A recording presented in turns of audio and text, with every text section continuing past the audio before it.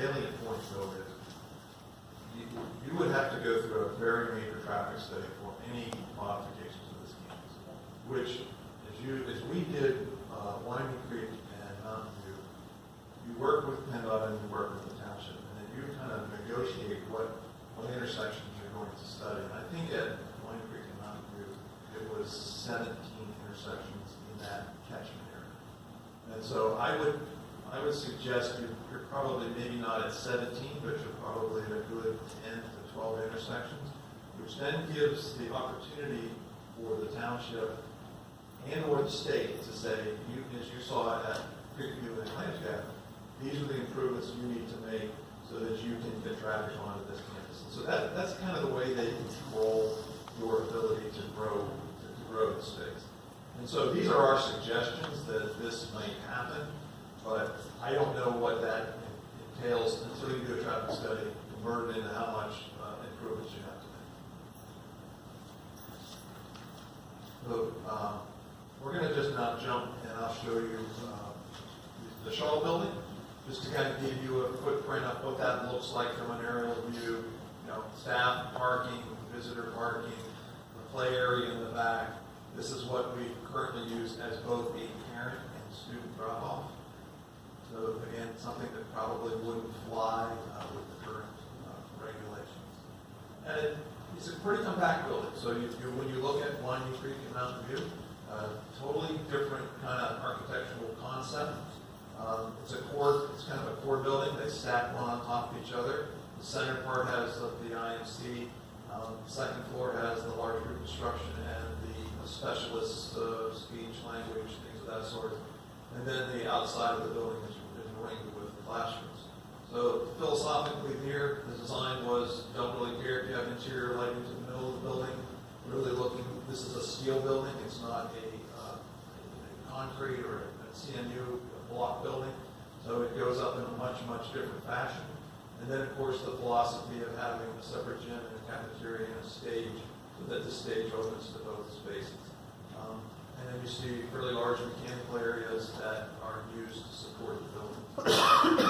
Mike, how does that play area compare to the size of the potential athletic field you showed us in the first slide? I'd say it's about half. So we could potentially build a bigger school and cut down on the green athletic space if we had to. In the first slide you showed us. No, I think we didn't put a Winding Creek on there, but you could I get your point. You could build a bigger square building. Yes. Than one that has something spread out. And just have green space rather than an athletic. I think that's a possibility. Okay. I would concede that. How difficult this style layout of building would be if the need would be to add additional classroom space? How difficult is that to spec as compared to winding beyond that, where we have separate homes? They were contemplated, so really what it gets down to are stairwells, and you can kind of see them here. You have to have a certain amount of distance to get egress out of the building. So you would end up putting another, potentially, an addition we would see here. It would most likely be either a 4 or 6 classroom addition. And then you have to put some sort of another stairway in to dump them out of that building. Now, in this space that you're talking about, on top of the building, would that be conducive to doing something like that if we were to need more space? And I think that's Heather's point. Could you put an addition or just stretch this building Just out? to make it a larger capacity. It gets down to emergency egress. You would probably come in here and maybe redesign how you were doing that, but it's definitely possible. It may not go to 850, but with Shaw, as is, and what the capacity is Silver Spring, the difference again, my point is less than 100 students to do all that. The question is if we did something in between, like a medium, we need to decide just as a board, where do we want to take that class? Do we want to build a 700, 750 instead of 850? And whether or not that can be done with this type of, this style is going to be a discussion. Can that go 3 floors? Or is I know the public has asked why can't we build up? So is that typically not a good thing for elementary? I wouldn't want my kindergartner or first grader obviously climbing 3 floors, but have we looked at possibly building up? I mean, is that an option? Sure. So I think the simple answer, and I think it kind of got lost in the overall discussion about the Lee property, we're restricted by height limitations in both townships. We can only build to 30 feet.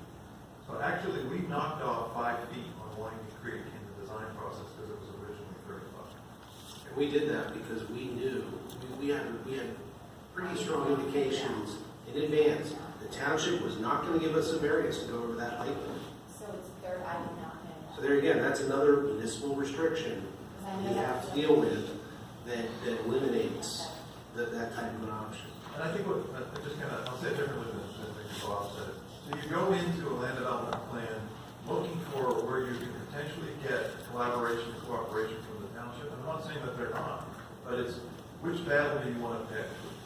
So do you want to pick a height battle? Do you want to pick the impervious battle? Do you want to pick, whatever it is? And you look at kind of historically what they've done, or historically they've done with you, and you kind of get, well, a sign change is much, much easier than a height change. And an impervious might be a little bit tougher than a height change. So you kind of lay them out.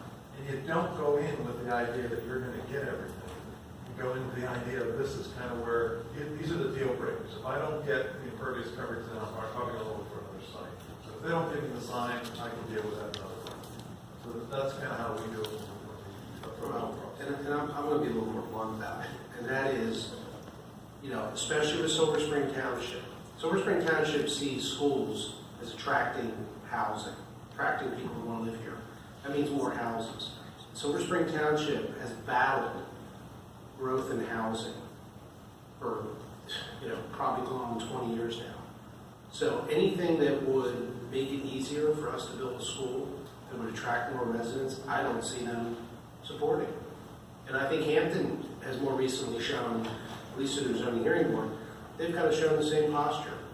So, you have to be very careful about thinking that, well, we're a school, why wouldn't they help us? Well, I'm not convinced that a lot of these municipalities are interested in helping us because they want to prevent growth. And one of the easiest ways for them to try to prevent growth is prevent the growth of the school system. So you just have to keep that in the back of your mind whenever we're talking about variances or any kind of relief from municipalities. I have a question. When we did our new campus we're doing, this spot, did we have to deal with the township on any variances? We on did. that? We did. I mean, for example, Big stuff. Impervious coverage was a big issue. So actually we dealt with 2 townships because the township line goes through that. So it was lot coverage was a big issue, and we did receive a variance. So the other thing that we did there was, and even at the main campus, we tried to add some fudge factor, if you will, because you're going to pay potential put an addition on, or you want to add a parking lot. So you put those in. So we varianced that for a larger impervious coverage. We did not, I'm trying to think if there's any other major ones, but that was one of them. Well, because Good Hope was originally intended to be the site for the new middle school. Yeah. And it was inability to manage code and the variances that in the end drove us to another site. So I think that's probably more of an example than any of the things that Mike was talking about negotiating. And at that site, we were pretty much maxed, and we did talk about. We're already in a variance. We already have a variance on there. I want to back up and so this is the proposed renovations that we would take place in additions to the Eagle View building. And you can see kind of the red is the restaging of the classrooms. But I can kind of show you right here, where this is the second floor, this is the first floor. This is the current end of the hallway or the stairway. So because of the distance traveled, we would propose adding these 4 classrooms, but you'd have to put another stairway in to acquire the required fire code. On this side, you can see this is the end of the building, and here we would put those additional classrooms, and these are the supporting classrooms. So the teaming concept comes into place where you have special ed classrooms as well as the regular ed classrooms. So up and down, this ends up being 24 classroom addition to that building to get to the capacity numbers that we talked about. We also believe that because of the additional students, we would have to reconfigure the administration area.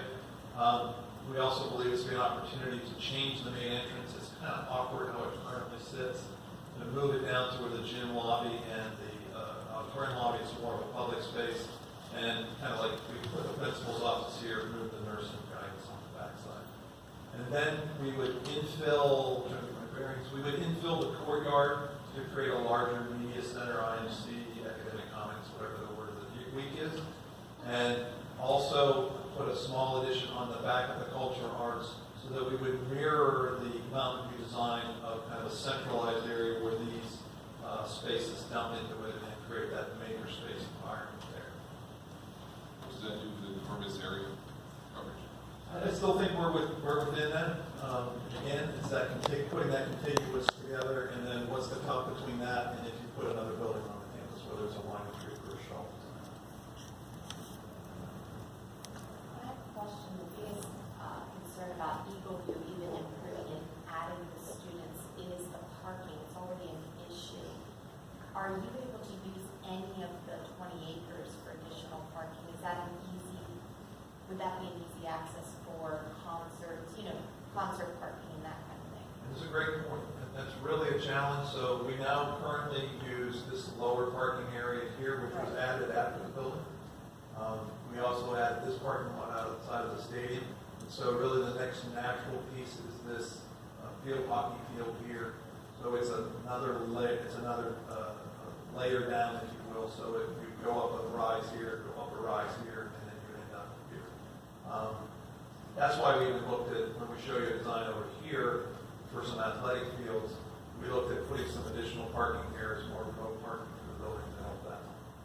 But realistically, we're talking, there's a handful of times that parking is truly an issue. Back to school night, maybe, some other once or twice. So if we had to, we could adjust that and do, say, 6th and 7th one night, and 8th grade another night. So there are adjustments we could make if we can't take up more impervious.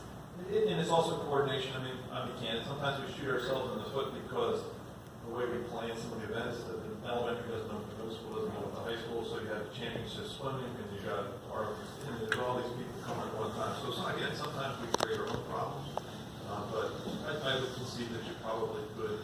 I still think you would need, again, during a school day with the additional students, even currently, you need some additional overflow parking just for the day-to-day activities.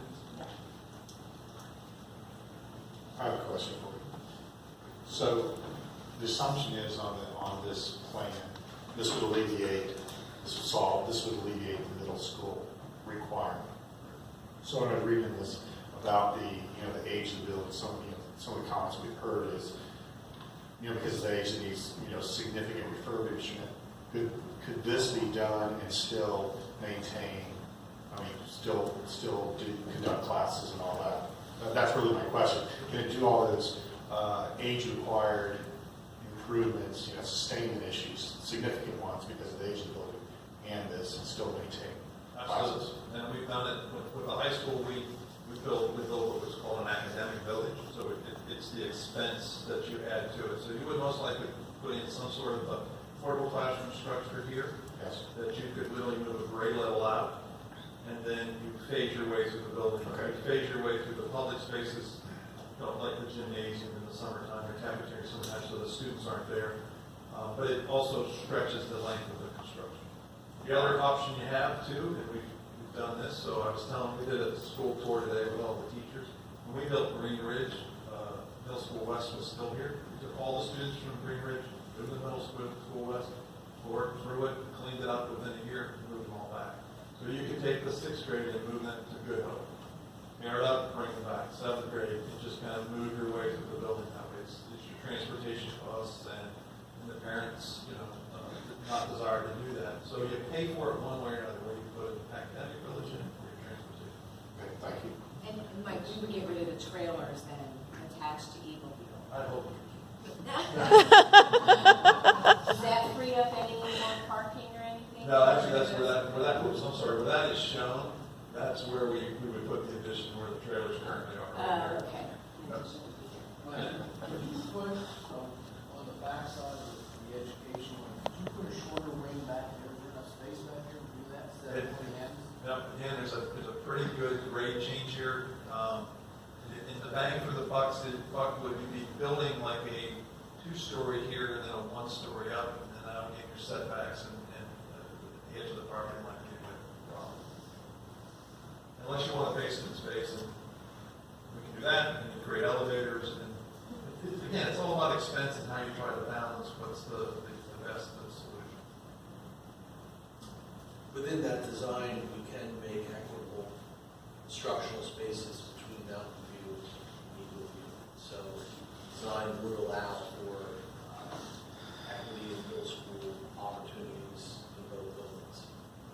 At the end of this year, we'll have good trailers. Well, All right, let's, those two are not, they're not in good shape as well. Just so you know. why don't we try to move through the rest of your slides and presentations? So site plan 2, we're looking at Eagle View being converted to Silver Spring Elementary, a new middle school, Mountain View prototype, and Silver Spring Elementary becomes high school annex. So we'll just kind of run through that.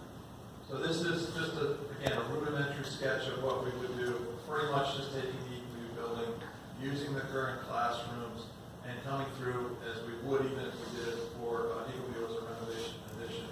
Major overhaul of all the HVAC systems, all the electrical systems, all the tech systems. I call it patch paper and paint. Come in and maybe redo the carpet, repaint it, spruce up the building. The building structurally is in good shape. Mechanically, we really struggle here, and in Good Hope with issues related to mold and humidity. So we've done a lot of proactive work in the last 2 to 3 years. We run dehumidifiers all summer long, fans all summer long, and we run them into the school year because we can't bring out the excess humidity. This year probably worse than I think I've ever seen in my career. And we do have very limited but mold growth that we have in this building as well as in Good Hope. Okay. So again, pretty much the same kind of concept, move the entrance, do a little bit of an infill here. This shows the elementary building, just to kind of give you an idea of what that looks like. I'm sorry.